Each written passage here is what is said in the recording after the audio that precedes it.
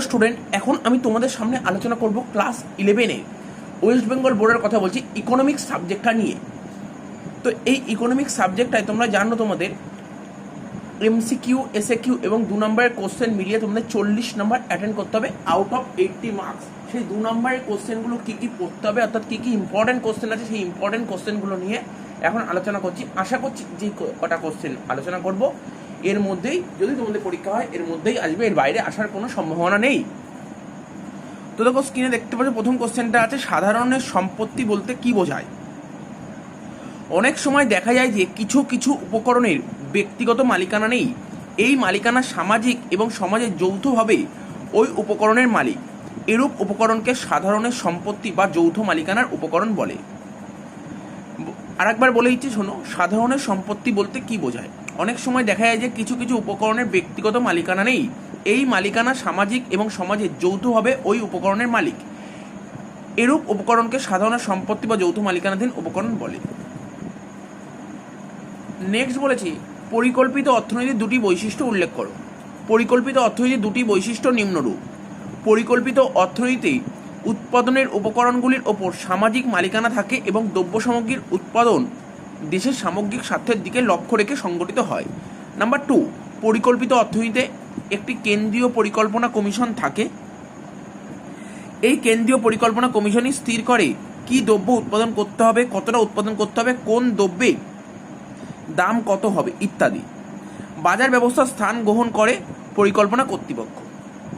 চলো আরেকবার বলে দিচ্ছি, পরিকল্পনা অর্থনীতির দুটি বৈশিষ্ট্য উল্লেখ করো। পরিকল্পনা অর্থনীতির দুটি বৈশিষ্ট্যগুলি নিম্নরূপ। নাম্বার 1, পরিকল্পিত অর্থনীতিতে উৎপাদনের উপকরণগুলির ওপর সামাজিক মালিকানা থাকে এবং দ্রব্য সামগ্রীর উৎপাদন দেশের সামগ্রিক স্বার্থের দিকে লক্ষ্য রেখে সংগঠিত হয়। নাম্বার 2, পরিকল্পিত অর্থনীতিতে একটি কেন্দ্রীয় পরিকল্পনা কমিশন থাকে। এই কেন্দ্রীয় পরিকল্পনা কমিশনই স্থির করে কী দ্রব্য উৎপাদন করতে হবে, কতটা উৎপাদন করতে হবে, কোন দ্রব্যের দাম কত হবে ইত্যাদি। বাজার ব্যবস্থার স্থান গ্রহণ করে পরিকল্পনা কর্তৃপক্ষ। নেক্সট বলেছে, মোট জাতীয় উৎপাদন মানে জিএনপি, গ্রস ন্যাশনাল প্রোডাক্ট কাকে বলে। কোনো একটি দেশের মধ্যে এক বছরে যে সমস্ত দ্রব্য ও সেবা কার্য উৎপন্ন হয় তাদের অর্থমূল্য যোগ করলে এবং একই দ্রব্যকে একাধিকবার গণনা পরিহার করলে ওই যোগফলকে স্থূলজাতীয় উৎপাদন বলে। উন্মুক্ত অর্থনীতিতে মোট আভ্যন্তরীণ উৎপাদনের সঙ্গে সঙ্গে বিদেশ থেকে প্রাপ্ত নিটাই যোগ করলে জাতীয় উৎপাদন পাওয়া যায়।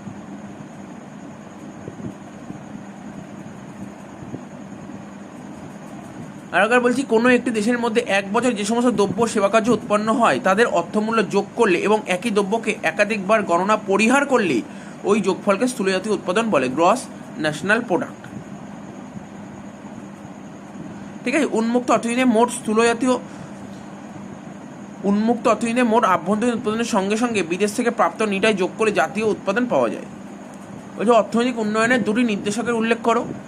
অর্থনৈতিক উন্নয়নের দুটি নির্দেশক হলো মাথাপিছু প্রকৃত জাতীয় উৎপাদন বৃদ্ধি আর জনসাধারণের জীবনযাত্রার মানের উন্নয়ন। অর্থনৈতিক উন্নয়নের দুটি নির্দেশক হলো মাথাপিছু প্রকৃত জাতীয় উৎপাদন বৃদ্ধি আর একটা হচ্ছে জনসাধারণের জীবনযাত্রার মান উন্নয়ন। নেক্সট বলেছে, বাণিজ্য চক্র কি। কোনো দেশের অর্থনৈতিক কার্যকলাপে যেমন আয়, উৎপাদন, কর্মসংস্থান যে নিয়মিত উত্থান পতন ঘটে তাকেই অর্থনীতি বাণিজ্য চক্র বলা হয়। এক কথায় অর্থনৈতিক কার্যকলাপের চক্রাকার হ্রাস বৃদ্ধিকে বাণিজ্য চক্র বলে। কোনো দেশের অর্থনৈতিক কার্যকলাপে যে নিয়মিত উত্থান পতন ঘটে তাকেই অর্থনীতি বাণিজ্য চক্র বলে। এক কথায় অর্থনৈতিক কার্যকলাপের চক্রাকার হ্রাস বৃদ্ধিকে বাণিজ্য চক্র বলে। নেক্সট কোশ্চেন বলেছে, কেন্দ্রীয় প্রবণতার পরিমাপক হিসেবে গাণিতিক গড়ের দুটি বৈশিষ্ট্য উল্লেখ করো। গাণিতিক গড়ের দুটি বৈশিষ্ট্যগুলি হলো নিম্নরূপ। 1, এটি চলরাশির প্রতিটি মানের উপর নির্ভর করে। নাম্বার 2, এর সংজ্ঞা দ্ব্যর্থহীন। নাম্বার 3, যদি x1, x2 ... করে xn রাশিমালার গাণিতিক গড় x হয় তাহলে দেখো কি লেখা আছে এখানে, এটা সামেশন সাইন। ঠিক আছে, এখানে হচ্ছে x1 - x বার = 0। এটা যদি একটু ব্যাপারটা বোঝা যায়, যেটা অঙ্ক করানো হয়েছিল গাণিতিক গড় তখন ব্যাপারটা ভালো করে বোঝানো হয়েছিল। বলছে কোনো চলরাশির প্রতিটি মান থেকে যদি তাদের গাণিতিক গড় বিয়োগ করা হয় ঠিক আছে, কোনো চলরাশির প্রতিটি মান থেকে যদি গাণিতিক গড় বিয়োগ করা হয় তাহলে ওই বিয়োগফলগুলির যোগফল শূন্য হবে। আর একবার বলে দিচ্ছি গাণিতিক গড়ের দুটি বৈশিষ্ট্য। এটি চলরাশির প্রতিটি মানের উপর নির্ভর করে, এর সংজ্ঞা দ্ব্যর্থহীন। আর একটা বলছে x1, x2 ...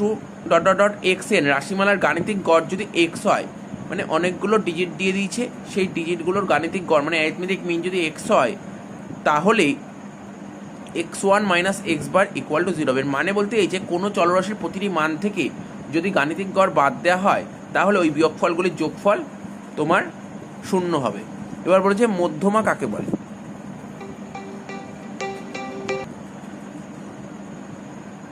মধ্যমা কাকে বলে? যদি কোনো অশ্রেণীবদ্ধ চলরাশির মানগুলি ঊর্ধ্বক্রমে বা অধঃক্রমে পরপর সাজানো যায় তাহলে তাদের ঠিক মাঝখানের সংখ্যাটিই হবে তাদের মধ্যমা।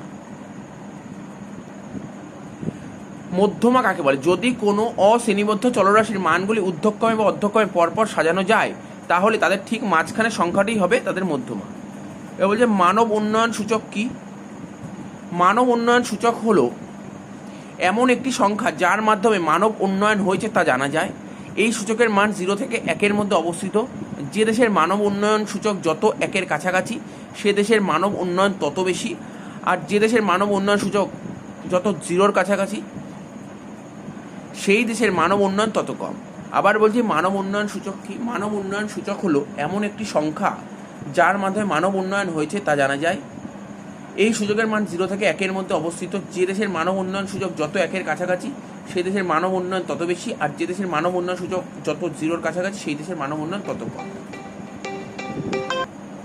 নেক্সট কোশ্চেন বলে যে ভারতের জাতীয় আয়ে বর্তমানে সেবামূলক ক্ষেত্রের অবদান বৃদ্ধির দুটি কারণ উল্লেখ করো। ভারতের জাতীয় আয়ে বর্তমানে সেবামূলক ক্ষেত্রের অবদান বৃদ্ধির দুটি কারণ উল্লেখ করো। ভারতের জাতীয় আয়ে সেবামূলক ক্ষেত্রের অবদান বৃদ্ধির দুটি কারণ হলো: 1. সেবা ক্ষেত্রের মধ্যে রয়েছে প্রশাসন ও প্রতিরক্ষা,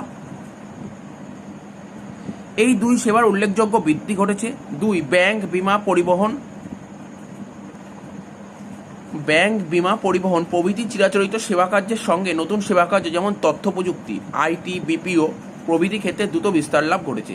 ভারতের জাতীয় আয়ে বর্তমানে সেবামূলক ক্ষেত্রের অবদান বৃদ্ধির দুটি কারণ উল্লেখ করো। ভারতের জাতীয় আয় সেবামূলক ক্ষেত্রের অবদান বৃদ্ধির দুটি কারণ হলো: 1. সেবা ক্ষেত্রের মধ্যে রয়েছে প্রশাসন ও প্রতিরক্ষা, এই দুই সেবার উল্লেখযোগ্য বৃদ্ধি ঘটেছে। 2. ব্যাংক, বিমা, পরিবহন প্রভৃতি চিরাচরিত সেবা কার্যের সঙ্গে নতুন সেবা কার্য যেমন তথ্য প্রযুক্তি, আইটি, বিপিও প্রভৃতি ক্ষেত্রে দ্রুত বিস্তার লাভ ঘটেছে। এবার বলছে পশ্চিমবাংলার দুটি নগর শস্যের উদাহরণ দাও। পশ্চিমবাংলার দুটি নগর শস্যের উদাহরণ হলো কাঁচা পাট ও আলু। পশ্চিমবাংলার দুটি নগর শস্যের উদাহরণ হলো কাঁচা পাট ও আলু।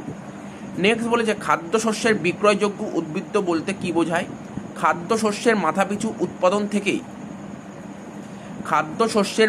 বার্ষিক উৎপাদন থেকে মাথাপিছু বার্ষিক ভোগ বিয়োগ করলে খাদ্যশস্যের মাথাপিছু বার্ষিক বিক্রয়যোগ্য উদ্বৃত্ত পাওয়া যায়। বলছে খাদ্যশস্যের বিক্রয়যোগ্য উদ্বৃত্ত বলতে কি বোঝো?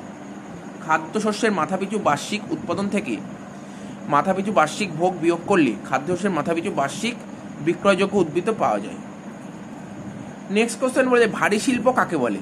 যে শিল্প গড়ে তুলতে অনেক বেশি অর্থ বিনিয়োগ করতে হয় তাকে বলে ভারী শিল্প, যেমন লৌহ ইস্পাত শিল্প।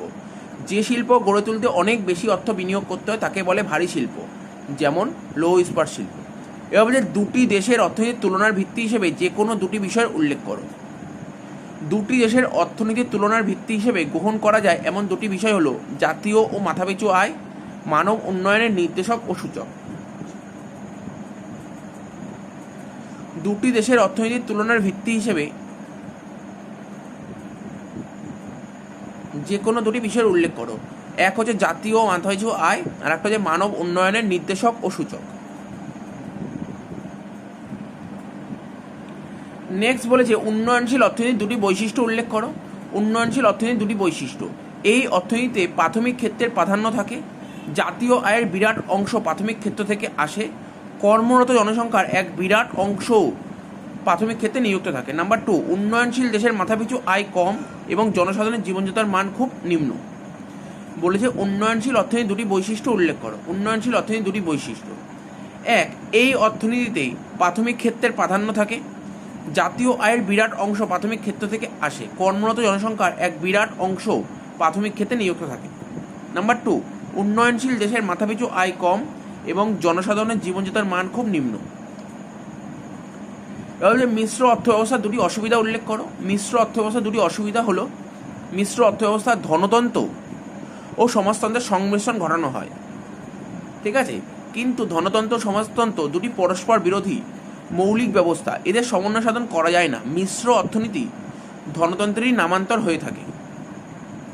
নাম্বার 2, মিশ্র অর্থনৈতিক ব্যবস্থার প্রগতির হার নির্ভর করে সরকারি ক্ষেত্র ও বেসরকারি ক্ষেত্রে সহযোগিতার উপর।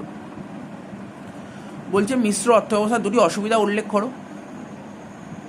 মিশ্র অর্থব্যবস্থার দুটি অসুবিধা হলো মিশ্র অর্থব্যবস্থা ধনতন্ত্র ও সমাজতন্ত্রের সংমিশ্রণ ঘটানো হয়, কিন্তু ধনতন্ত্র ও সমাজতন্ত্র দুটি পরস্পর বিরোধী মৌলিক ব্যবস্থা, এদের সমন্বয় সাধন করা যায় না। মিশ্র অর্থনীতি ধনতন্ত্রেরই নামান্তর হয়ে থাকে। নাম্বার 2, মিশ্র অর্থনৈতিক ব্যবস্থায় প্রগতির হার নির্ভর করে সরকারি ক্ষেত্র ও বেসরকারি ক্ষেত্রে সহযোগিতার উপর। এরা বলছে অর্থনৈতিক উন্নয়ন কাকে বলে। অর্থনৈতিক উন্নয়ন হলো এমন একটি প্রক্রিয়া যার মাধ্যমে কোনো দেশের মাথাপিছু প্রকৃত জাতীয় আয় দীর্ঘকালব্যাপী বৃদ্ধি পায়। অর্থনৈতিক উন্নয়ন হলো এমন একটি প্রক্রিয়া যার মাধ্যমে কোনো দেশের মাথাপিছু প্রকৃত জাতীয় আয় দীর্ঘকালব্যাপী বৃদ্ধি পায়। নেক্সট বলে স্বল্পোন্নত দেশের একটি উদাহরণ দাও। স্বল্পোন্নত দেশ হলো ভারত ও পাকিস্তান। নেক্সট বলে যে বাণিজ্য চক্রে অবনতি দশা কেন সৃষ্টি হয়। অবনতি দশা বিভিন্ন কারণে সৃষ্টি হতে পারে। একটি হলো সমৃদ্ধির সময়ে উৎপাদকরা এত বেশি আশাবাদী হয়ে পড়ে যে তারা বেশি লাভের আশায় অত্যধিক পরিমাণ দ্রব্য সামগ্রী উৎপাদন করে থাকে, ফলে দ্রব্য সামগ্রীর বাজারে বাড়তি যোগান দেখা দেয়। বাড়তি যোগানের জন্য দাম স্তর কমতে থাকে, এইভাবে অবনতি শুরু হয়। বলছে বাণিজ্য চক্রে অবনতি দশা কেন সৃষ্টি হয়।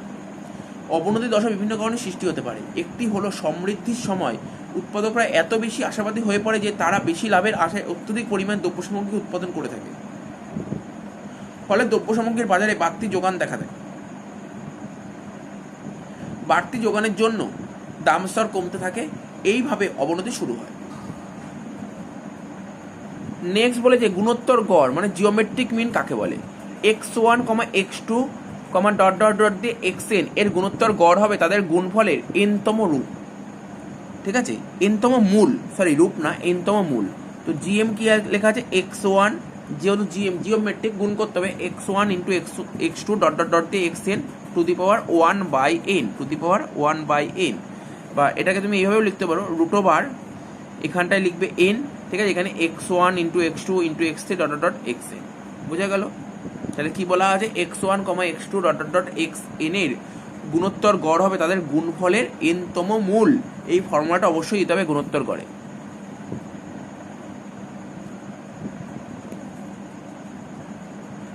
নেক্সট বলেছে গাণিতিক গড় মানে অ্যারিথমেটিক মিনের একটি সুবিধা একটি অসুবিধা উল্লেখ করো।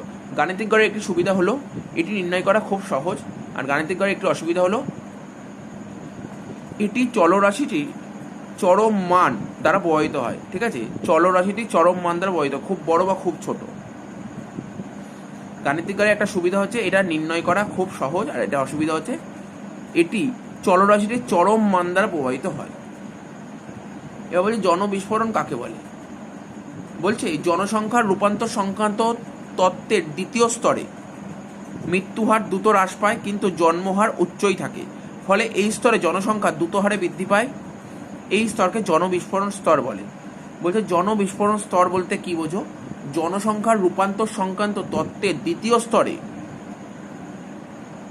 মৃত্যুহার দ্রুত হ্রাস পায় কিন্তু জন্মহার উচ্চই থাকে, ফলে এই স্তরে জনসংখ্যা দ্রুত হারে বৃদ্ধি পায়। এই স্তরকে জনবিস্ফোরণ স্তর বলে। এবার বলছে সেবা ক্ষেত্রের অন্তর্গত দুটি অর্থনৈতিক কর্মের উদাহরণ দাও। সেবা ক্ষেত্রের অন্তর্গত দুটি অর্থনৈতিক কর্মের উদাহরণ হলো ব্যাংকিং ও বিমা। সেবা ক্ষেত্রের অন্তর্গত দুটি অর্থনৈতিক কর্মের উদাহরণ হলো ব্যাংকিং ও বিমা। নেক্সট বলেছে ভারতীয় অর্থনীতিতে সবুজ বিপ্লব বলতে কি বোঝো। 1960-এর দশকের মধ্যভাগে কৃষিতে এক নতুন কার্যক্রম গ্রহণ করা হয় যার মূল স্তম্ভ ছিল তিনটি: উচ্চ ফলনশীল বীজের ব্যবহার, ছোট সেচ ব্যবস্থা সম্প্রসারণ, রাসায়নিক সার ও কীটনাশক ওষুধের ব্যবহার। এই নতুন কার্যক্রম গ্রহণ করার ফলে কৃষি উৎপাদন দ্রুত হারে বৃদ্ধি পায়। উৎপাদন দ্রুত বৃদ্ধি পাওয়ায় এই ঘটনাকে সবুজ বিপ্লব বলে। বলে যে ভারতের অর্থনীতিতে সবুজ বিপ্লব বলতে কি বোঝো। 1960-এর দশকের মধ্যভাগে কৃষিতে এক নতুন কার্যক্রম গ্রহণ করা হয় যার মূল স্তম্ভ ছিল তিনটি: উচ্চ ফলনশীল বীজের ব্যবহার, ছোট সেচ ব্যবস্থার সম্প্রসারণ, রাসায়নিক সার ও কীটনাশক ওষুধের ব্যবহার। এই নতুন কার্যক্রম গ্রহণ করার ফলে কৃষি উৎপাদন দ্রুত হারে বৃদ্ধি পায়। উৎপাদন দ্রুত বৃদ্ধি পাওয়ার এই ঘটনাকে সবুজ বিপ্লব বলে। এরা বলছে খাদ্যশস্য ও নগদ শস্যের মধ্যে একটি পার্থক্য লেখো। খাদ্যশস্য হলো সেই সমস্ত উৎপন্ন দ্রব্য যা মূলত খাদ্য ও যোগানের জন্য উৎপাদন করা হয়। এই ধরনের উৎপন্ন দ্রব্যের একটি অংশ কৃষক নিজে ভোগ করে, একটা অংশ বীজ হিসেবে সংরক্ষণ করে এবং বাকি উদ্বুদ্ধ বাজারে বিক্রি করে। অন্যদিকে যে দ্রব্যের উৎপাদন কৃষক করে থাকে প্রধানত বিক্রির উদ্দেশ্যে, সেই দ্রব্যকে বলে নগদ শস্য। এগুলি যে কৃষকের কাজে একেবারেই ব্যবহৃত হয় না তা নয়, কিন্তু উৎপাদনের বেশিরভাগই বাজারে বিক্রির জন্য পাঠানো হয়। খাদ্যশস্য নগদ শস্যের মধ্যে একটা পার্থক্য বলছে, খাদ্যশস্য হলো সেই সমস্ত উৎপন্ন দ্রব্য যা মূলত খাদ্য যোগানের জন্য উৎপাদন করা হয়। এই ধরনের উৎপন্ন দ্রব্যের একটি অংশ কৃষক নিজে ভোগ করে, একটা অংশ বীজ হিসেবে সংরক্ষণ করে, বাকি উদ্বুদ্ধ বাজারে বিক্রি করে। অন্যদিকে যে দ্রব্যের উৎপাদন কৃষক করে থাকে প্রধানত বিক্রির উদ্দেশ্যে, সেই দ্রব্যকে বলে নগদ শস্য। এগুলি যে কৃষকের কাজে একেবারেই ব্যবহৃত হয় না তা নয়, কিন্তু উৎপাদনের বেশিরভাগই বাজারে বিক্রির জন্য পাঠানো হয়। নেক্সট কোশ্চেন বলে, যৌথ ক্ষেত্র বলতে কি বোঝো? সরকারি ও বেসরকারি মালিকানায় উভয়ের যুক্ত পরিচালনায় যৌথ উদ্যোগে যেসব নতুন শিল্প উদ্যোগ গড়ে তোলা হয় তাকে যৌথ ক্ষেত্র বলে। যৌথ ক্ষেত্র হলো পূর্ণ সরকারি উদ্যোগ এবং পূর্ণ বেসরকারি উদ্যোগের মাঝামাঝি। সরকারি ও বেসরকারি মালিকানায় উভয়ের যুক্ত পরিচালনায় যৌথ উদ্যোগে যেসব নতুন শিল্প উদ্যোগ গড়ে তোলা হয় তাকে যৌথ ক্ষেত্র বলে। যৌথ ক্ষেত্র হলো পূর্ণ সরকারি উদ্যোগ এবং পূর্ণ বেসরকারি উদ্যোগের মাঝামাঝি। নেক্সট কোশ্চেন বলেছে, বাজার অর্থনীতির দুটি সুবিধা লেখো। বাজার অর্থনীতির দুটি সুবিধা হলো, প্রথমত এই ধরনের অর্থনৈতিক ব্যবস্থায় দক্ষতার সঙ্গে উৎপাদন হয়, উৎপাদনের উপকরণগুলির সুষ্ঠু নিয়োগ এই ব্যবস্থায় সম্ভব হয়। দ্বিতীয়ত এই ধরনের অর্থনৈতিক ব্যবস্থায় ব্যক্তিগত স্বাধীনতা চূড়ান্ত থাকে। প্রথম অসুবিধা হচ্ছে বলেছিল বাজার অর্থনীতির দুটি সুবিধা, তো প্রথম সুবিধাটা নিয়ে আলোচনা করা যাক একবার। বলছে এই ধরনের অর্থনৈতিক ব্যবস্থায় দক্ষতার সঙ্গে উৎপাদন হয়, উৎপাদনের উপকরণগুলির সুষ্ঠু নিয়োগ এই ব্যবস্থায় সম্ভব হয়। দ্বিতীয়ত এই ধরনের অর্থনৈতিক ব্যবস্থায় ব্যক্তির স্বাধীনতা চূড়ান্ত থাকে। নেক্সট বলে যে অর্থনৈতিক সম্প্রসারণের দুটি উৎস উল্লেখ করো। অর্থনৈতিক সম্প্রসারণের দুটি উৎস হলো উৎপাদনের উপকরণের পরিমাণ বৃদ্ধি আর প্রযুক্তিগত উন্নতি। উৎপাদনের উপকরণের পরিমাণ বৃদ্ধি আর প্রযুক্তিগত উন্নতি। নেক্সট বলেছে বাণিজ্য চক্রের চারটি পর্যায়ের নাম লেখো। বাণিজ্য চক্রের চারটি পর্যায়ের নাম হলো মন্দাবস্থা, পুনরুন্নতি, সমৃদ্ধি, অবনতি। মন্দাবস্থা, পুনরুন্নতি, সমৃদ্ধি, অবনতি। স্বল্পকালীন যোগান রেখা কাকে বলে? স্বল্পকাল বলতে এমন সময়কে বোঝায় যে সময়ে উৎপাদনের স্থির উপাদানগুলিকে পরিবর্তন করা যায় না, শুধুমাত্র পরিবর্তনশীল উপাদানগুলিকেই পরিবর্তন করা যায়। স্বল্পকালীন যোগান রেখা বলতে এমন রেখাকে বোঝায় যে রেখা থেকে জানা যায় কোন দামে যোগানের পরিমাণ কত হবে। যোগান রেখার এক একটি বিন্দু এক একটি দাম দ্রব্যের যোগানের পরিমাণের সম্মিলনকে প্রকাশ করে। স্বল্পকালীন যোগান রেখা কাকে বলে? স্বল্পকাল বলতে এমন সময়কে বোঝায় যে সময়ে উৎপাদনের স্থির উপাদানগুলিকে পরিবর্তন করা যায় না, শুধুমাত্র পরিবর্তনশীল উপাদানগুলিকে পরিবর্তন করা যায়। স্বল্পকালীন যোগান রেখা বলতে এমন রেখাকে বোঝায় যে রেখা থেকে জানা যায় কোন দামে যোগানের পরিমাণ কত হবে। যোগান রেখার এক একটি বিন্দু এক একটি দাম দ্রব্যের যোগানের পরিমাণের সম্মিলনকে প্রকাশ করে। নেক্সট বলেছে মধ্যমার দুটি অসুবিধা উল্লেখ করো। এক, মধ্যমা চলরাশি সকল মানের ওপর নির্ভর করে না।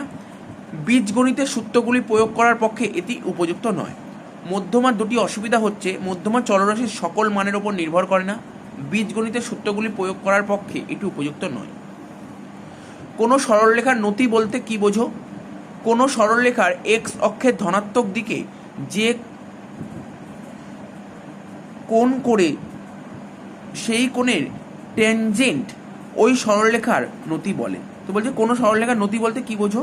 কোনো সরলরেখার এক্স অক্ষের ধনাত্মক দিকে যে কোণ করে সেই কোণের ট্যানজেন্টকে ওই সরলরেখার স্লপ বা নতি বলে। যদি কোণটি থিটা হয় তাহলে ট্যান থিটা হবে ওই সরলরেখার নতি বা সরলরেখার ঢাল। বলছে ভারতীয় অর্থনীতিতে কৃষির স্বল্প উৎপাদনশীল দুটি কারণ লেখো। জোটের স্বল্প আয়তন, খণ্ডীকরণ এবং অসংবদ্ধতা। আর বলছে উৎপাদনের চিরাচরিত প্রযুক্তির ব্যবহার এবং জলসেচের সমস্যা। কৃষির স্বল্প উৎপাদনশীলতার দুটি কারণ: জোটের স্বল্প আয়তন, খণ্ডীকরণ এবং অসংবদ্ধতা। আর একটা হচ্ছে উৎপাদনের চিরাচরিত প্রযুক্তির ব্যবহার, জলসেচের সমস্যা। পশ্চিমবঙ্গের 4টি প্রধান শিল্পের নাম লেখো। পশ্চিমবঙ্গের 4টি প্রধান শিল্প হচ্ছে কয়লা শিল্প, চা শিল্প, লৌহ ইস্পাত শিল্প, পাট শিল্প। কয়লা শিল্প, চা শিল্প, লৌহ ইস্পাত শিল্প, পাট শিল্প। সাধারণ সম্পত্তির বিয়োগান্তক পরিণতির অর্থ কী? যৌথ মালিকানাধীন উপকরণের ক্ষেত্রে উপকরণের দক্ষ ব্যবহার না হয়ে বেশি ব্যবহার হয়ে থাকে, ঠিক আছে, বা বলতে পারো উৎপাদনের সর্বোত্তম ব্যবহার না হয়ে বেশি ব্যবহার হয়ে থাকে, একেই বলে সাধারণ সম্পদের বিয়োগান্তক পরিণতি। যৌথ মালিকানাধীন উপকরণের ক্ষেত্রে উপকরণের দক্ষ ব্যবহার না হয়ে যদি বেশি ব্যবহার হয়ে থাকে, একেই বলে সাধারণ সম্পত্তির বিয়োগান্তক পরিণতি। কোনো অর্থনীতির মৌলিক সমস্যাগুলি উদ্ভবের কারণ কি? কোনো অর্থনীতির মৌলিক সমস্যার 3টি মূল প্রশ্নের সমাধান করা। সেই 3টি প্রশ্ন হলো: কোন কোন দ্রব্য সামগ্রী কত পরিমাণে উৎপাদন করা হবে, কীভাবে দ্রব্য সামগ্রী উৎপাদন করা হবে, কাদের জন্য দ্রব্য সামগ্রী উৎপাদন করা হবে। এই 3টি মৌলিক সমস্যাই সম্পদের অপ্রাচুর্য থেকে উদ্ভূত হয়। কোনো অর্থনীতির মৌলিক সমস্যার 3টি মূল প্রশ্নের সমাধান করা। সেই 3টি প্রশ্ন হলো: কোন কোন দ্রব্য সামগ্রী কত পরিমাণে উৎপাদন করা হবে, কীভাবে দ্রব্য সামগ্রী উৎপাদন করা হবে, কাদের জন্য দ্রব্য সামগ্রী উৎপাদন করা হবে। এই 3টি মৌলিক সমস্যা সম্পদের অপ্রাচুর্য থেকে উদ্ভূত হয়। মূলধন কাকে বলে? যে সমস্ত উৎপাদিত দ্রব্য সামগ্রী ভোগের কাজে ব্যবহার না হয়ে উৎপাদনের কাজে নিযুক্ত হয় তাকে মূলধন বলে। যে সমস্ত উৎপাদিত দ্রব্য সামগ্রী ভোগের কাজে ব্যবহৃত না হয়ে উৎপাদনের কাজে নিযুক্ত হয় তাকে মূলধন বলে। বম্বার্কের মতে মূলধন হলো উৎপাদনে উৎপাদিত উপকরণ। বাণিজ্য চক্রের সর্বোচ্চ পর্যায় সমৃদ্ধির 2টি বৈশিষ্ট্য উল্লেখ করো। বাণিজ্য চক্রের সমৃদ্ধির 2টি বৈশিষ্ট্য হলো: এটি উন্নতির চরম অবস্থা, এই সময়ে আয়, উৎপাদন, কর্মসংস্থান, নিয়োগ সব কিছুই সর্বোচ্চ স্তরে থাকে। বাণিজ্য চক্রের সমৃদ্ধির 2টি বৈশিষ্ট্য হলো: এটি উন্নতির চরম অবস্থা, এই সময় আয়, উৎপাদন, কর্মসংস্থান, নিয়োগ সব কিছুই সর্বোচ্চ স্তরে থাকে। তারপর একটা অঙ্ক দিয়েছে, নিম্নের রাশিসমূহ থেকে সংখ্যাগুরু মান নির্ণয় করো। এটা কোশ্চেন, এখানে সংখ্যাগুরু মান নির্ণয় করতে বলছে। কোশ্চেনগুলো কী দিয়েছে দেখতে পাচ্ছ, কোশ্চেনটা একবার দেখে নাও, নতুন করে বলার কিছু নেই। সংখ্যাগুরু মান বের করার নিয়ম হচ্ছে, এখানে যে সমস্ত চলরাশি দেখেছো, যেই চলরাশিটা সবচেয়ে বেশি বার আছে সেটাই হচ্ছে সংখ্যাগুরু মান হবে। এখানে দেখো 2 দেখা যাচ্ছে 4 বার আছে, 3 আছে 5 বার, 4 আছে 2 বার, 5 আছে 2 বার, 6 আছে 2 বার। কোন সংখ্যা সবচেয়ে বেশি বার আছে? স্যার 3 সবচেয়ে বেশি বার আছে, তাহলে 3টাই হবে তোমার সংখ্যাগুরু মান। নেক্সট বল, জাতীয় আয়ের ক্ষেত্রগত বন্টন বলতে কি বোঝায়? জাতীয় আয়ের উৎসের দিক থেকে জাতীয় আয়ের উৎসের দিক থেকে জাতীয় অর্থনীতিকে 3টি ক্ষেত্রে বিভক্ত করে: প্রাথমিক ক্ষেত্র, মাধ্যমিক ক্ষেত্র, সেবামূলক ক্ষেত্র। জাতীয় আয়ের ক্ষেত্রগত বন্টন বলতে বোঝায় জাতীয় আয়ের শতকরা কত ভাগ প্রাথমিক ক্ষেত্র থেকে, কত ভাগ মাধ্যমিক ক্ষেত্র থেকে, আর কত ভাগ সেবামূলক ক্ষেত্র থেকে উদ্ভূত হয়। জাতীয় আয়ের উৎসের দিক থেকে জাতীয় অর্থনীতিকে 3টি ভাগে ভাগ করা যায়: প্রাথমিক ক্ষেত্র, মাধ্যমিক ক্ষেত্র, সেবা ক্ষেত্র। এবার বলছে জাতীয় আয়ের ক্ষেত্রগত বন্টন বলতে বোঝায় জাতীয় আয়ের শতকরা কত ভাগ প্রাথমিক ক্ষেত্র থেকে এসেছে, কত ভাগ মাধ্যমিক ক্ষেত্র থেকে এসেছে, কত ভাগ সেবা ক্ষেত্র থেকে এসেছে, ঠিক আছে, এটাই হচ্ছে জাতীয় আয়ের ক্ষেত্রগত বন্টন। নেক্সট বলে নগদ শস্য কাকে বলে? যে দ্রব্যের উৎপাদন কৃষক করে থাকে প্রধানত বিক্রির উদ্দেশ্যে, সেই দ্রব্যকে বলে নগদ শস্য। এই ধরনের নগদ শস্য সাধারণত শিল্পে ব্যবহৃত কাঁচামাল হয়ে থাকে। নগদ শস্যের উদাহরণ হলো কাঁচা পাট, কাঁচা তুলো ইত্যাদি। যে দ্রব্যের উৎপাদন কৃষক করে থাকে প্রধানত বিক্রির উদ্দেশ্যে, সেই দ্রব্যকে বলে নগদ শস্য। এই ধরনের নগদ শস্য সাধারণত শিল্পে ব্যবহৃত কাঁচামাল হয়ে থাকে। নগদ শস্যের উদাহরণ হলো কাঁচা পাট, কাঁচা তুলা ইত্যাদি। নেক্সট বলেছে মহাত্মা গান্ধীর জাতীয় গ্রামীণ কর্মসংস্থান নিশ্চয়তা প্রকল্পের 2টি বৈশিষ্ট্য উল্লেখ করো। ঠিক আছে, গ্রামাঞ্চলে বসবাসকারী প্রতিটি পরিবারের একজন প্রাপ্তবয়স্ক সদস্যকে বছরে 100 দিন কাজের নিশ্চয়তা দেওয়া হবে। 2, সামাজিক সম্পদ নির্মাণ, মানে রাস্তা তৈরি, পুকুর কাটা, এই কাজে শ্রমিকদের নিয়োগ করা হবে। গ্রামাঞ্চলে বসবাসকারী প্রতিটি পরিবারের একজন প্রাপ্তবয়স্ক সদস্যকে বছরে 100 দিন কাজের নিশ্চয়তা দেওয়া হবে, আর সামাজিক সম্পদ নির্মাণের কাজে এই শ্রমিকদের নিয়োগ করা হবে। যৌথ ক্ষেত্র কাকে বলে? সরকারি ও বেসরকারি মালিকানায় উভয়ের যুগ্ম পরিচালনায় যৌথ উদ্যোগে যেসব শিল্প উদ্যোগ গড়ে তোলা হয় তাদের যৌথ ক্ষেত্র বলে। সরকারি ও বেসরকারি মালিকানায় উভয়ের যুগ্ম পরিচালনায় যৌথ উদ্যোগে যেসব শিল্প উদ্যোগ গড়ে তোলা হয় তাদেরকে যৌথ ক্ষেত্র বলে। জাপানের 2টি গুরুত্বপূর্ণ শিল্পের নাম করো: মোটরগাড়ি শিল্প আর বৈদ্যুতিন শিল্প। মোটরগাড়ি শিল্প আর বৈদ্যুতিন শিল্প। একটি উন্নত অর্থব্যবস্থার 2টি বৈশিষ্ট্য: এই দেশের মাথাপিছু আয় খুব বেশি, ফলে জনসাধারণের জীবনযাত্রার মান খুব উঁচু। এই দেশে মূলধনের প্রাচুর্য লক্ষ্য করা যায়। এই দেশের মাথাপিছু আয় খুব বেশি, ফলে জনসাধারণের জীবনযাত্রার মান খুব উঁচু হয়। এই দেশে মূলধনের প্রাচুর্য লক্ষ্য করা যায়। নেক্সট বলে যে মানবিক মূলধন কাকে বলে? উৎপাদন পদ্ধতিতে শ্রম একটি উপাদান, এই শ্রমের অপর নাম হলো মানবিক মূলধন। অন্যদিকে মূলধনকে বস্তুগত মূলধনও বলা হয়। উৎপাদন পদ্ধতিতে শ্রম একটি উপাদান, এই শ্রমেরই অপর নাম হলো মানবিক মূলধন। অন্যদিকে মূলধনকে বস্তুগত মূলধন বলা হয়। প্রযুক্তিগত উন্নতির সংজ্ঞা দাও। যখন শ্রম, মূলধন প্রভৃতি উপাদান বেশি করে নিয়োগ না করেই উৎপাদন বাড়ানো সম্ভব, তখন প্রযুক্তিগত উন্নতি ঘটেছে বলে বলা হয়। যখন শ্রম, মূলধন প্রভৃতি উপাদান বেশি করে নিয়োগ না করেই উৎপাদন বাড়ানো সম্ভব, তখন প্রযুক্তিগত উন্নতি ঘটেছে বলে বলা হয়। নিচে দেওয়া রাশিমালার নির্ণয় করো। বলছে 58, 40, 63, 31, 54, 48, 36।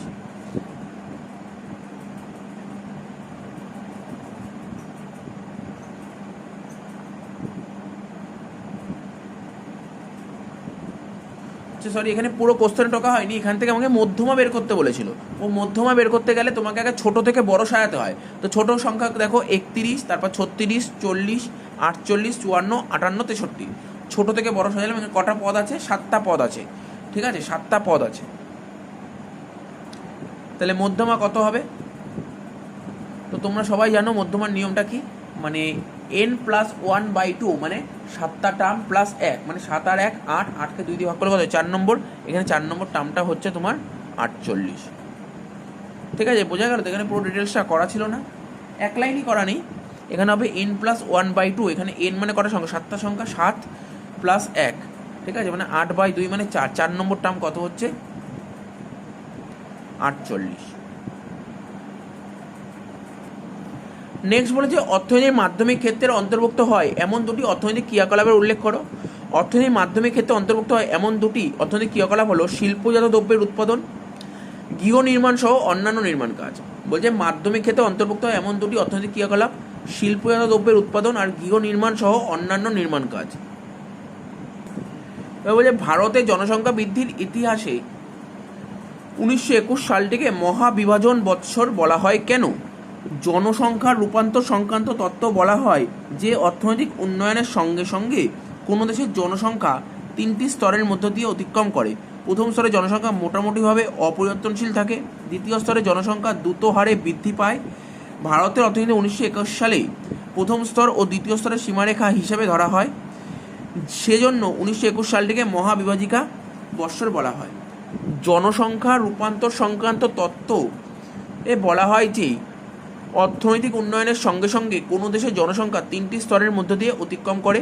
প্রথম স্তরে জনসংখ্যা মোটামুটিভাবে অপরিবর্তনশীল থাকে, দ্বিতীয় স্তরে জনসংখ্যা দ্রুত হারে বৃদ্ধি পায়। আর ভারতের অর্থনীতি 1921 সালে প্রথম স্তর ও দ্বিতীয় স্তরের সীমারেখা হিসেবে ধরা হয়, সেজন্য 1921 সালটিকে মহাবিভাজিকা বৎসর বলা হয়। নেক্সট বলেছে অপারেশন বর্গা কি? 1977 সালে পশ্চিমবঙ্গে বামফ্রন্ট সরকারের ভাগচাষী বা বর্গাদারদের নাম সরকারি নথিভুক্ত করার এক ব্যাপক কার্যক্রম গ্রহণ করে। এই কার্যক্রমের নাম হলো অপারেশন বর্গা। 1927 সালে পশ্চিমবঙ্গে বামফ্রন্ট সরকারের ভাগচাষী বা বর্গাদারদের নাম সরকারি নথিভুক্ত করার এক ব্যাপক কার্যক্রম গ্রহণ করে। এই কার্যক্রমের নাম অপারেশন বর্গা। ক্ষুদ্র শিল্পের সংজ্ঞা দাও। 1991 সালে শিল্পনীতি অনুসারে 3 ধরনের ক্ষুদ্রায়তন শিল্পের সংজ্ঞা দেওয়া হয়েছে। প্রথমত, যে সমস্ত শিল্প ইউনিটে নিযুক্ত যন্ত্রপাতির মূল্য 5 লক্ষ টাকা পর্যন্ত তাদের অতি ক্ষুদ্র সংস্থা বলা হবে। দ্বিতীয়ত, যে সমস্ত শিল্প সংস্থার বিনিয়োগের পরিমাণ 60 লক্ষ টাকা তারা হলো ক্ষুদ্রায়তন সংস্থা। তৃতীয়ত, যে সমস্ত শিল্প ইউনিটের ক্ষেত্রে বিনিয়োজিত মূলধনের পরিমাণ 75 লক্ষ টাকার বেশি নয় এবং যেগুলি অন্য শিল্পের ব্যবহার্য যন্ত্রাংশ তৈরি করে তাদের সহায়ক শিল্প বলে। ঠিক আছে, 2000 সালে এই সব শিল্পের বিনিয়োগের ঊর্ধ্বসীমা বাড়িয়ে 1 কোটি টাকা করা হয়েছে। 1991 সালে শিল্পনীতি অনুসারে 3 ধরনের ক্ষুদ্রায়তন শিল্পের সংজ্ঞা দেওয়া হয়েছে। প্রথমত, যে সমস্ত শিল্প ইউনিটে নিযুক্ত যন্ত্রপাতির মূল্য 5 লক্ষ টাকা পর্যন্ত তাদের অতি ক্ষুদ্র শিল্প সংস্থা বলা হবে। দ্বিতীয়ত, যে সমস্ত শিল্প সংস্থার বিনিয়োগের পরিমাণ 60 লক্ষ টাকা তারা হলো ক্ষুদ্রায়তন শিল্প সংস্থা। তৃতীয়ত, যে সমস্ত শিল্প ইউনিটের ক্ষেত্রে বিনিয়োজিত মূলধনের পরিমাণ ৭৫ লক্ষ টাকার বেশি নয় এবং যেগুলি অন্য শিল্পে ব্যবহার্য যন্ত্রাংশ তৈরি করে তাদের সহায়ক শিল্প বলে। ২০০০ সালে এই সব শিল্পের বিনিয়োগের ঊর্ধ্বসীমা বাড়িয়ে ১ কোটি টাকা করা হয়েছে। কোনো অর্থনৈতিক মৌলিক সমস্যা কটি ও কী কী? কোনো অর্থনৈতিক মৌলিক সমস্যা ৩টি। ঠিক আছে, এটা আগেও বললাম, কিছুক্ষণ আগেই বললাম, সুতরাং আর আলোচনা করছি না। ওই বললাম না কিছুক্ষণ আগে, কোন কোন দ্রব্য সামগ্রী কত পরিমাণ উৎপাদন করা হবে, কীভাবে দ্রব্য সামগ্রী উৎপাদন করা হবে আর কাদের জন্য উৎপাদন করা হবে। নেক্সট বলেছে পরিকল্পিত অর্থনীতির দুটি বৈশিষ্ট্য উল্লেখ করো। এখানে উৎপাদন উপকরণগুলির ওপর সামাজিক মালিকানা থাকে। কেন্দ্রীয় পরিকল্পনা কমিশনের নির্দেশে সমগ্র অর্থনীতি চালিত হয়। এখানে উৎপাদনের উপকরণগুলির ওপর সামাজিক মালিকানা থাকে। আর হচ্ছে কেন্দ্রীয় পরিকল্পনা কমিশনের নির্দেশে সমগ্র অর্থনীতি চালিত হয়। নেক্সট বলে যে অর্থনৈতিক প্রসার ও অর্থনৈতিক উন্নয়নের মধ্যে পার্থক্য লেখো। যদি দেশের জাতীয় আয় ও মাথাপিছু আয় বৃদ্ধি পায় তাহলে দেশের অর্থনৈতিক প্রসার ঘটেছে বলা হয়। অন্যদিকে অর্থনৈতিক উন্নয়ন হলো মাথাপিছু আয়ের বৃদ্ধি এবং সেই সঙ্গে দেশের আর্থিক কাঠামোয় পরিবর্তন। যদি দেশের জাতীয় আয় ও মাথাপিছু আয় বৃদ্ধি পায় তাহলে দেশের অর্থনৈতিক প্রসার ঘটেছে বলা হয়। অন্যদিকে অর্থনৈতিক উন্নয়ন হলো মাথাপিছু আয়ের বৃদ্ধি এবং সেই সঙ্গে দেশের আর্থিক কাঠামোয় পরিবর্তন। নেক্সট বলে জীবনযাত্রার মান উন্নয়ন হওয়ার নির্দেশক কোনগুলি? জীবনযাত্রার মান উন্নত হওয়ার নির্দেশকগুলি হলো জনসাধারণের গড় আয়ু বৃদ্ধি পাওয়া, শিল্প বা প্রসূতি মৃত্যুর হার কমা, সাক্ষরতার হার বৃদ্ধি পাওয়া, খাদ্য, বাসস্থান, বস্ত্র, শিক্ষার সংস্থান হওয়া ইত্যাদি। জীবনযাত্রার মান উন্নয়ন হওয়ার নির্দেশক কোনগুলি? জনসাধারণের গড় আয়ু বৃদ্ধি পাওয়া, শিশু বা প্রসূতি মৃত্যুর হার কমা, সাক্ষরতার হার বৃদ্ধি পাওয়া, খাদ্য, বাসস্থান, বস্ত্র, শিক্ষার সংস্থান হওয়া প্রভৃতি। কোনো উৎপাদনের প্রান্তিক ব্যয় কাকে বলে? এক ইউনিট দ্রব্য বেশি উৎপাদন করতে হলে যে অতিরিক্ত ব্যয় করতে হবে তাকেই বলা হয় ওই ইউনিটের প্রান্তিক ব্যয়। সাধারণভাবে বলতে গেলে কোনো ইউনিটের n ইউনিট উৎপাদন করতে যে ব্যয় হয় এবং n-1 ইউনিট উৎপাদন করতে যে ব্যয় হয় তার বিয়োগফলই হবে nতম ইউনিটের প্রান্তিক ব্যয়। এক ইউনিট দ্রব্য বেশি উৎপাদন করতে হলে যে অতিরিক্ত ব্যয় করতে হয় তাকে বলা হয় ওই ইউনিটের প্রান্তিক ব্যয়। সাধারণভাবে বলতে গেলে কোনো দ্রব্যের n ইউনিট উৎপাদন করতে যে ব্যয় হয় আর n-1 মানে ঠিক তার ওপরের ধাপে যদি আমি 5 নম্বর ইউনিটের উৎপাদন ব্যয় জানা থাকে আমাকে, ঠিক আছে, বুঝতে হবে ব্যাপারটা। মানে প্রান্তিক ব্যয় বের করার নিয়ম হচ্ছে 5 নম্বরের যা মোট ব্যয় ছিল তার থেকে আগের মোট ব্যয় কত ছিল, এই দুটোর ডিফারেন্সটাই হচ্ছে প্রান্তিক ব্যয়। বলছে কোনো সরলরেখার নতি বলতে কি বোঝো? কোনো সরলরেখা এক্স অক্ষের ধনাত্মক দিকে সঙ্গে যে কোণ করে সেই কোণের ট্যানজেন্টকে ওই সরলরেখার নতি বা ঢাল বলে। যদি ওই কোণটি থিটা হয় তাহলে নতি হবে ট্যান থিটা। কোনো সরলরেখা এক্স অক্ষের ধনাত্মক দিকের সঙ্গে যে কোণ করে সেই কোণের ট্যানজেন্টকে ওই সরলরেখার নতি বা ঢাল বলে। আগেও বললাম। বলছে গাণিতিক গড়ের দুটি বৈশিষ্ট্য লেখো। কোনো চলরাশির প্রতিটি মান থেকে যদি তাদের গাণিতিক গড় বিয়োগ দেওয়া হয় তাহলে সেই বিয়োগফলগুলি সমষ্টি হবে 0। তাহলে যদি একটি দলে n1 সংখ্যক রাশি থাকে যাদের গাণিতিক গড় x1 বার, যাদের গাণিতিক গড়, আবার বলছি, যদি একটি দলে n1 সংখ্যক রাশি থাকে যাদের গাণিতিক গড় x1 বার এবং অপর একটি দলে n2 সংখ্যক রাশি থাকে যাদের গাণিতিক গড় x2 বার, তাহলে এই দুটি দলকে একত্রিত করলে সংযুক্ত দলের গাণিতিক গড় হবে n1 x1 bar plus n2 x2 bar divide by n1 plus n2। তাহলে মানব উন্নয়ন সূচক বলতে কি বোঝো? যে সূচকের মাধ্যমে কোনো দেশের মানব উন্নয়ন কতটা হয়েছে তা বোঝা যায় তাকে বলে মানব উন্নয়ন সূচক। এই সূচকের মান 0 থেকে 1 মধ্যে অবস্থিত। যে দেশের মানব উন্নয়ন সূচকের মান যত 1 কাছাকাছি সেই দেশের মানব উন্নয়ন তত বেশি। এবার বলছে কাঠামোগত অধঃগমন কাকে বলে? ঠিক আছে, 1965 থেকে 1980 এই সময়কালে ভারতে মূল এবং মূলধনী দ্রব্য উৎপাদনকারী শিল্পের উৎপাদন বৃদ্ধির হার হ্রাস পায়। এই ঘটনাকে অধ্যাপক শেট্টি কাঠামোগত অধঃগমন বলেছেন। 1965 থেকে 80 এই সময়কালে ভারতে মূল এবং মূলধনী দ্রব্য উৎপাদনকারী শিল্পের উৎপাদন বৃদ্ধির হার হ্রাস পায়। এই ঘটনাকে অধ্যাপক শেট্টি কাঠামোগত অধঃগমন বলেছে। নগদ শস্য এবং খাদ্যশস্যের মধ্যে দুটি পার্থক্য লেখো, যেটা আগেই বলা আছে, ওখানটা দেখে নিলেই হয়ে যাবে, সুতরাং দ্বিতীয়বার বলে সময় নষ্ট করে লাভ নেই। নেক্সট বলে সবুজ বিপ্লবের দুটি প্রভাব। সবুজ বিপ্লবের ফলে মোট উৎপাদন অনেক গুণ বেড়ে গিয়েছে, তবে সব শস্যের ক্ষেত্রে উৎপাদনশীলতা সমান হারে বাড়েনি। 2 সবুজ শিল্পের নতুন প্রযুক্তি ব্যয়বহুল, এর সুফল বড় চাষি বেশি করে ভোগ করেছে। ছোট ছোট চাষি নতুন প্রযুক্তির সুফল গ্রহণ করতে পারছে না, ফলে গ্রামাঞ্চলে আয় বৈষম্য বৃদ্ধি পাচ্ছে। সবুজ বিপ্লবের ফলে মোট উৎপাদন অনেক গুণ বেড়েছে, তবে সব শস্যের ক্ষেত্রে উৎপাদনশীলতা সমান হারে বাড়েনি। সবুজ বিপ্লবের নতুন প্রযুক্তি ব্যয়বহুল, এর সুফল বড় চাষি বেশি করে ভোগ করছে। ছোট ছোট চাষি নতুন প্রযুক্তির সুফল গ্রহণ করতে পারছে না, ফলে গ্রামাঞ্চলে আয় বৈষম্য বৃদ্ধি পাচ্ছে। তো ঠিক আছে, এর পাশাপাশি আমাদের ক্লাস 11-এ যে ইকোনমিক্সের 2 নম্বর কোশ্চেনগুলো আসতে পারে সেগুলো কভার আপ করা হয়ে গেল।